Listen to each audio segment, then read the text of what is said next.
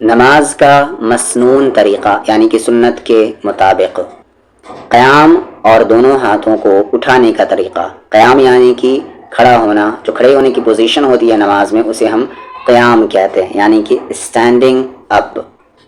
پہلا پوائنٹ ہے تکبیر تحریمہ. نماز کی جو پہلی تکبیر ہوتی ہے، تکبیر یعنی کہ اللہ اکبر، اور نماز کی جو پہلی تکبیر ہوتی ہے اسے ہم تکبیر تحریمہ کہتے ہیں، یعنی جس کے ذریعے سے ہم نماز میں داخل ہو جاتے ہیں. وہ کیا ہے؟ تکبیر تحریمہ.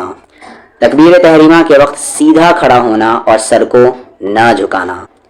تکبیر تحریمہ کے وقت دونوں ہاتھوں کو کانوں تک اٹھانا. تکبیر تحریمہ کے وقت ہاتھوں سے کانوں کا چھونا ضروری نہیں ہے.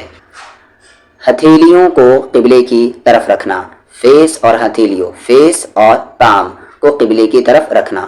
انگلیوں کو اپنی حالت پر رکھنا یعنی کہ نیچرل اسٹیٹ پر رکھنا، یعنی زیادہ کھلی نہ رکھنا اور نہ ہی زیادہ بند رکھنا یعنی کہ ٹائٹ رکھنا. نیچرل اسٹیٹ پہ رکھنا، اپنی حالت پہ رکھنا. دونوں پیروں کے درمیان کم سے کم 4 انگل کا فاصلہ رکھنا، مینز کم سے کم 4 فنگرز کا ڈسٹنس رکھنا. اور پیروں کی انگلیاں قبلے کی طرف رکھنا.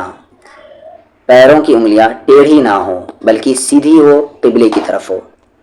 حالت قیام میں نگاہ کو، نظر کو سجدے کی جگہ رکھنا. قیام کی حالت میں نگاہ سجدے کی جگہ پر ہوگی. دائیں ہاتھ کی ہتھیلی بائیں ہاتھ کی ہتھیلی کی پشت پر رکھنا. چھوٹی انگلی اور انگوٹھے سے حلقہ بنا کر یعنی کہ سرکل بنا کر گٹے کو پکڑ لینا، رسٹ کو پکڑ لینا. چھوٹی انگلی اور انگوٹھے سے حلقہ بنا کر رسٹ کو پکڑ لینا. بیچ کی 3 انگلیوں کو کلائی پر رکھنا. کلائی یعنی کہ فور آرم. ناف کے نیچے ہاتھ باندھنا.